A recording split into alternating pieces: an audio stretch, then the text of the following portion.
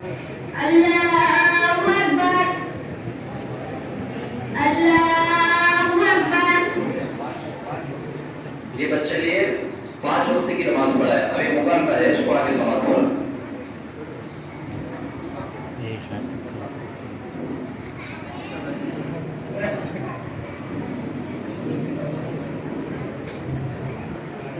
अस्सलामुअलैकुम चाचा जान, कैसे हो? वान सलाम, मैं मजे में है। चाचा जान, आपने तो सलाम का जवाब सही नहीं दिया। हमारे जमाने में ऐसा सलाम था। ये हमारा मकतब तालीमुद्दीन है, यहाँ पर दीनी तालीम दी जाती है। चलिए तशरीफ लाइए। क्या शरीफ लाइए?